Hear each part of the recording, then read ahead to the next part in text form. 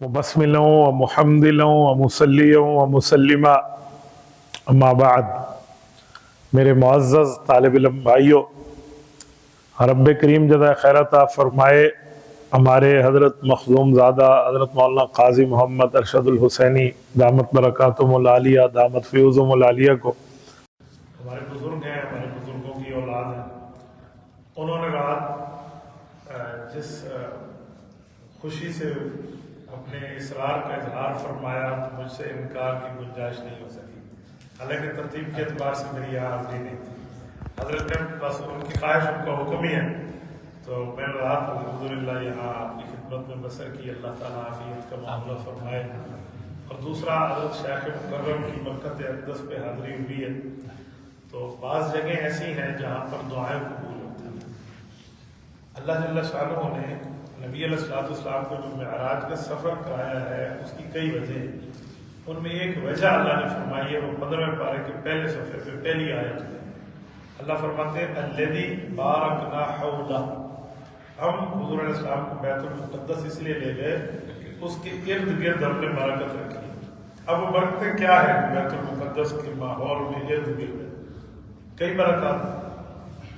اس کو اگر یوں تعبیر کرے تو کہا جا سکتا ہے کہ 70,000 انبیاء کا وہ مسکن رہا ہے، قبور مطہرہ ان کی وہاں ہیں، ان کی انوارات برکات وہاں موجود۔ تو ظاہر بات ہے جہاں پر بڑے موجود ہوں، جہاں پر اللہ والے موجود ہوں تو ان کی برکات ہوتی ہیں۔ تو میں نے برکت میں رات گزاری ہے۔ اللہ جل شانہ حضرت کی قبر پہ کروڑوں اربوں خربوں رحمت نازل فرمائے۔ یقین مانے میری زندگی کی راتوں میں خوش نصیب اور بابرکت ہے۔ دوسری بات، حضرت مولانا محمد عمر صاحب کو اللہ جل خیر عطا فرمائے، یہ استاد الحدیث ہے، شیخ الحدیث ہے، لیکن ایک خادم کی طرح خدمت فرماتے ہیں۔ اللہ پاک ان کی عمر میں، علم میں، ارادے میں، ادارے میں، ان کے معاملات میں اللہ پاک برکات عطا فرمائے، ان کی اولاد میں ترقیات عطا فرمائے۔ بلکہ میں تو یہاں تک کہوں کہ جو حضرت نے مرغیاں اور بکریاں پال رکھی ہیں، اللہ وہاں تک برکت عطا فرمائے۔ تیسری بات کہ انہوں نے یہ فرمایا کہ میں نے یہاں دورہ صرف نام پڑھایا، بڑی بات ہے حضرت، جو آپ مدرسوں میں 1 سال کے اندر پڑھتے ہیں وہ یہ آپ کو 1-1.5 مہینے کے اندر پڑھا رہے ہیں، تو اس کو کمال تو کہنا چاہیے۔ میں نے کوئی آج تک دورہ صرف نہ منطق فلسفے کے کوئی خطابت ودعوت کے دورے نہیں پڑھے، مجھے دورہ پڑھنے پڑھانے میں کوئی تجربہ نہیں ہے۔ میں نے تو بس ایک روٹین وائز اپنے اس بات کو پورا کیا ہے۔ یہ حضرت کا جگر ہے کہ یہ 1 سال کے سبق کو 1 مہینے کے اندر آپ کو پڑھا دیتے ہیں۔ اور چوتھی بات کہ حضرت مولانا قاضی محمد حسن صاحب الحسینی کو اللہ پاک جل شانہ جزا خیر عطا فرمائے، انہوں نے جو اصول تفسیر پہ کام فرمایا ہے، بڑی بات۔ ابھی حضرت نے ایک جملہ کہا کہ ایک تفسیر ہے، ایک اصول تفسیر، تو تفسیر میں تو کام ہو رہا ہے، لیکن اصول تفسیر جو اساویل ہیں تفسیر کے، ان کو پڑھانا یہ بڑی بات ہے۔ دیکھیں تفسیر کسے کہتے ہیں، یہ بھی اصول تفسیر سے سمجھ آتا ہے کہ تفسیر کسے کہتے ہیں۔ شاہ اللہ کے الفاظ الکبیر دیکھ لینا، ان نے اصول تفسیر پر پوری گفتگو فرمائی۔ اس کے علاوہ جتنے ہمارے اکابر نے جو تفسیروں پر بحث فرمائی ہے نا، آپ اس کو ذرا دیکھ لیں تو بندے کو سمجھ آئے۔ حضرت مولانا البانی رحمۃ اللہ علیہ کے اس پر مستقل کام ہے، حضرت مولانا عبداللہ درخواستی رحمۃ اللہ علیہ کے اس پر کام ہے۔ تو میں نے حضرت مولانا قاضی نثار احمد الحسینی رحمۃ اللہ علیہ کی خدمت میں چند وقت گزارا ہے، انہوں نے جو اصول تفسیر پر چند باتیں ہمیں سمجھائی، اور اپنے شیخ کے حوالے سے حضرت مولانا امام الزاہد قاضی محمد زاہد الحسینی رحمۃ اللہ کے حوالے سے، تو ہمارے اکابر نے اس پر ماشاءاللہ بڑا بہترین محجوبین دل نشین انداز میں کام فرمایا ہے۔ یہ چیز آگے چلانا ہے بہت بڑی بات، اور یہ کام آج کے دور میں آسان نہیں ہے، جان جوکھی ہے، اس کے اوپر محنت کرنی پڑتی ہے کہ تفسیر کو بندہ کیسے سمجھائے۔ یاد رکھیں تفسیر بغیر زبان رسول کے نہیں سمجھائی جا سکتی۔ رسول اللہ کی زبان سے تفسیر آئے گی تو اول تفسیر کا درجہ ہوگا، ٹھیک ہے، ورنہ تفسیر قرآن بالقرآن بھی تفسیر بے الفاظ رسول سے سمجھی جائے گی۔ اگر حضور علیہ السلام کی تشریح نہ ہو، آپ قرآن کو قرآن سے سمجھنا چاہیں نہیں سمجھ سکیں۔ مثلا میں اس کی چند مثالیں دے دیتا ہوں۔ قرآن کریم میں ہے کہ جب آیات پڑھی جائے تو وجلت قلوبہم، دل ڈر جاتا ہے۔ دوسری جگہ جب آیات پڑھی جائے تو زیادہ تم ایمان بڑھ جاتا ہے۔ اب یہ 2 باتیں بظاہر تضاد ہیں کہ ایمان بڑھ جاتا ہے یا دل ڈر جاتا ہے، تو آپ اس کی تشریح کیسے کریں جب تک رسالت میں آپ کی زبان نہیں ہو؟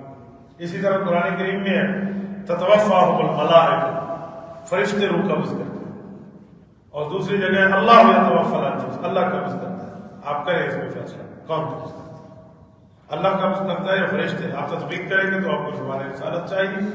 اسی طرح قرآن کریم میں ہے کل نفس ذائقۃ الموت، ہر نفس نے موت کا ذائقہ چکھا ہے، اور اللہ کے لیے وَيُحَذِّرُكُمُ اللَّهُ نَفْسًا، اللہ اپنی ذات نفس اپنی جان سے ڈراتے ہیں۔ تو اب کل نفس میں وَيُحَذِّرُكُمُ اللَّهُ نَفْسًا کا استثناء کیسے کرو گے؟ اس کے لیے زبان رسالت چاہیے، ورنہ بندہ نہیں سمجھا سکتا۔ ایسے قرآن کریم میں ہے کہ وَمَا رَمَيْتَ إِذْ رَمَيْتَ وَلَٰكِنَّ اللَّهَ رَمَىٰ، آپ نے مارا جب آپ نے مارا، آپ نے نہیں مارا اللہ نے مارا۔ کیا مارا؟ تھپڑ، مکہ، سوٹا، ڈنڈا، عصا، تیر، تلوار، نیزہ، کیا مارا؟ جب تک زبان رسالت نہیں ہوگی وَمَا رَمَيْتَ کی تفسیر نہیں ہو سکتی، اس کے لیے زبان رسالت چاہیے۔ اسی طرح قرآن کریم میں رب کریم نے ایک جملہ مزید جو فرمایا، جو سمجھانے کے لیے میں آپ کی خدمت میں عرض کروں کہ بدر میں فرشتے اترے، کتنے اترے؟ بِأَلْفٍ مِّنَ الْمَلَائِكَةِ بِثَلَاثَةِ آلَافٍ بِخَمْسَةِ آلَافٍ، 1000 3000 5000 3 فگر آئے ہوئے ہیں۔ کتنے اترے؟ جب تک زبان رسالت نہیں ہوگی تشریح نہیں ہوگی۔ تو رسول اللہ کی زبان بڑی چاہیے، اسے کہتے ہیں تفسیر۔ تو اصول تفسیر پہ کام کرنا آج کے دور میں بڑھ رہا ہے، بہت بڑھ رہا ہے، یقین مان۔ آج اہل باطل جو ہے نا وہ تفسیر پہ رائے کرتے ہیں، اور اہل حق جو ہے نا وہ تفسیر پہ رائے نہیں کرتے، وہ تفسیر کرتے ہیں۔ تفسیر پہ رائے اور ہے، تفسیر اور۔ تفسیر پہ رائے کا مطلب جو دل کا ہے، اور تفسیر کا مطلب جو 15 علوم کے ذریعے ہمیں رسول اللہ سے سمجھ آیا۔ علم صرف، علم نحو، علم منطق، علم کلام ہے، علم بلاغت، علم معانی، علم اصول تفسیر، علم تفسیر، علم حدیث، علم اصول حدیث، علم فقہ، علم اصول فقہ، علم بدیع، یہ علوم۔ اور آخر میں جو چیز ہے وہ وحی علوم ہے جو اللہ رب العزت ان 15 علوم پڑھنے کے بعد کسی کے دل میں ڈالا۔ ورثہ اللہ علما ما لا یعلم، جو حدیث میں آتا ہے وہ یہ چیز ہے۔ اس پر مجھے بڑی خوشی ہوئی جب ان اللہ نے فرمایا کہ ہم نے اصول تفسیر پر یہ بات کی ہے۔ اللہ رب العزت آپ کو پڑھنا اور ان کا پڑھانا قبول فرمائے۔ یہ 4 باتوں کے بعد میں 5ویں اور آخری بات آپ کی خدمت میں رکھ دیتا ہوں۔ آپ اور ہم 5 نمازیں پڑھتے ہیں تو میری بھی 5 باتیں آپ یاد رکھ لیں۔ دیکھیں ہم کیوں پڑھتے ہیں؟ پڑھنے کی وجہ، اسکول والے اسکول پڑھتے ہیں، کالج والے کالج پڑھتے ہیں، یونیورسٹی والے یونیورسٹی پڑھتے ہیں، مدرسے والے مدرسے پڑھتے ہیں۔ ایسے نہیں، یہ وجہ نہیں۔ ہمارے پڑھنے کی وجہ ہے، ہمارے پڑھنے کی ریزن ہے، ہمارے پڑھنے کی بیس ہے، ہمارے پڑھنے کی بنیاد ہے۔ کیوں؟ ہمیں اللہ تعالی نے پڑھنے کا حکم فرمایا ہے۔ الرحمن علم القرآن، اللہ تعالیٰ نے ہمیں پڑھنے کے لیے وہاں سے سمجھایا کہ اللہ نے سب سے پہلے تمہیں پڑھایا ہے۔ تو معلم جو ہے وہ اول اللہ کی ذات ہے، اور اللہ کی ذات کے بعد رسول اللہ کے بعد ہم پھر ترتیب واسطہ در واسطہ اپنے استادوں کو شاگرد ہیں۔ تو ہم اللہ کی بات کو، نبی کی وراثت کو ہم اس کو، یہ ہماری ذمہ داری ہے۔ کیوں؟ یہ امت کس بنیاد پر علم سے دور رہ جا سکتی ہے؟ جس امت کی پہلی گھٹی بھی اقرا ہو، جس کو پہلی گھٹی اقرا کی ملی ہو، اقرا باسم ربک الذی خلق، تو جو اقرا کی گھٹی جس کو ملی ہے وہ کیسے لا اقرا کے درجے میں رہ پائے گی؟ تو اس لیے پڑھنا ہمیں پیغمبر کی وراثت ہے۔ اور اس پڑھنے پڑھانے میں جو اساتذہ پڑھتے پڑھاتے ہیں، آج آپ کے ذریعے پوری دنیا تک بات جاری ہے، تو میں ایک جملہ کہتا ہوں، خصوصاً اصحاب قرآن کو جو قرآن کریم پڑھاتے ہیں، چاہے وہ جس درجے میں الفاظ پڑھائے، تجوید پڑھائے، ترتیب پڑھائے یا اس کی تفسیر پڑھائے، قرآن کے درجے میں نرمی سے، سختی میں، مار نہ رکھے، ڈنڈا نہ رکھے، سوٹا نہ رکھے۔ آپ کہیں گے کہاں سے ثابت ہے؟ اسی آیت سے ثابت ہے جو میں نے پڑھی ہے۔ الرحمن اللہ، اللہ نے تعلیم قرآن کے لیے جو صیغہ اتارا ہے وہ رحمان، رحمت والا اتارا ہے۔ القہار علم القرآن نہیں فرمایا، القہار علم القرآن نہیں فرمایا کہ اللہ قہار ہے اور قرآن پڑھا رہا ہے، نہیں۔ الجبار نہیں فرمایا، کیا فرمایا؟ الممید نہیں فرمایا مار مار کے مار دو، الرحمن فرمایا، تو رحمت کے ساتھ پڑھا۔ یہ رسالت امام صلی اللہ علیہ وسلم کا طرز ہے، رحمت کے ساتھ۔ حضرت انس فرماتے ہیں میں نے 10 سال رسول اللہ کی خدمت میں گزارے، مجھے میری ماں نبی پاک کی خدمت میں لے کے گئی 10 سال، اور یہی روایت حضرت عبداللہ بن عباس کے لیے، ما شتمنی ولا ضربنی اللہ، 10 سالوں میں حضور نے مجھے پڑھایا، نہ مجھے کبھی گالی دی ہے، نہ مناسب جملہ بھی نہیں کہا، اور نہ مجھے کبھی مارا۔ کھانے میں بعض اوقات اگر ترتیب کے سکھانے کی باری آتی تو حضور پاک وہاں بھی غصہ نہ فرماتا، بلکہ فرماتے یا غلام کل مما یلیک، جامع ترمذی جلد 2 باب العطب۔ حضور پاک علیہ السلام نے فرمایا بیٹا اپنے سامنے سے جگہ سے کھاؤ۔ کیا اس کی تشریح میں محدث یوسف بن نوری رحمۃ اللہ علیہ کے جملہ آپ کی خدمت میں عرض کروں۔ ہمارے اکابر بتاتے ہیں کہ حضرت بن نوری فرماتے تھے کل مما یلیک سے ایک بات سمجھ آتی ہے، رضا بالقضاء، تقدیر پر ایمان۔ تو کہتے ہیں کل مما یلیک، سامنے سے کھاؤ، تو رضا بالقضاء کیسے ہے؟ کہتے ہیں اس کا مطلب ہے کہ جی چاہتے ہیں ادھر سے کھاؤں، ادھر سے کھاؤں، ادھر سے کھاؤں، اور شریعت کہتی ہے سامنے سے کھاؤں۔ کیوں کہ جب آج کے وقت کا میرا کھانا میرا رب لکھ رہا تھا تو میری خواہش کو نہیں بھولا تھا، اس لیے سامنے سے کھا۔ یہ رضا بالقضاء، تقدیر پر اپنا ایمان کے اوپر رضا مندی ہے۔ تو وہ فرماتے ہیں نبی علیہ السلام نے 10 سالوں میں نہ مجھے مارا، نہ مجھے کوئی نامناسب جملہ کہا، بلکہ رسول اللہ صلی اللہ علیہ وسلم نے مجھے پیار سے سمجھا۔ ایک مرتبہ کا واقعہ ابن عباس کہتے ہیں میں اپنی خالہ حضرت میمونہ بنت حارث رضی اللہ عنہا کی خدمت میں گیا ہوں، اور میری خالہ حضور کی بیوی ہے، تو نبی پاک تو میرے خالو ہوئے، تو میں حضور پاک کے گھر میں اپنی خالہ کو کہا کہ میں نے بھی رہنا ہے۔ تو خالہ نے کہا جی بہت اچھا، مجھے بھی ایک چھوٹا بستر ساتھ بنا کے دیا، اور میں سویا تاکہ میں رات کے اعمال حضور کے دیکھ سکوں کہ حضور اٹھ کے تہجد کیسے پڑھتے ہیں۔ کہتے نبی علیہ السلام اٹھے، حضور نے وضو فرمایا، تہجد کے لیے ٹھہرے، اور پھر اس کے بعد میں عشاء ٹھہر گئے۔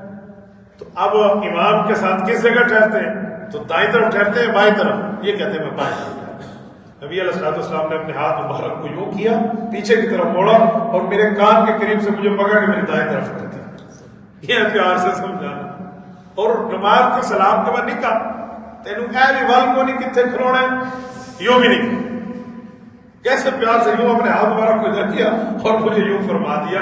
یہ بڑا بات فرما۔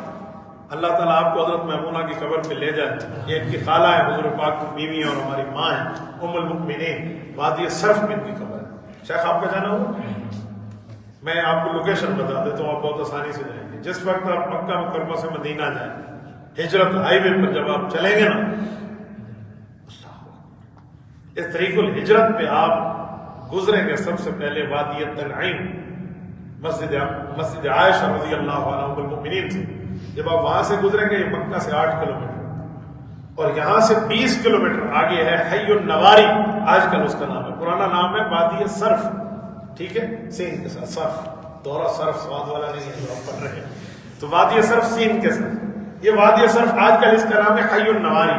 جس وقت آپ مدینہ طیبہ کے لیے جا رہے ہوں گے تو آپ کے الٹے ہاتھ پر ہیں، آپ گئے ماشاء اللہ، آپ کے اشارے سے مجھے سمجھ آیا کہ آپ گئے، الٹے ہاتھ میں قبر مبارک ام المؤمنین حضرت سیدہ میمونہ رضی اللہ تعالی عنہ، یہ رسول اللہ صلی اللہ علیہ وسلم کی وہ بیوی ہیں جن کا نکاح بھی یہاں ہوا، رخصتی بھی یہیں ہوئی، اور ہجرت کی پھر واپس آئے تو انتقال بھی یہاں ہوا۔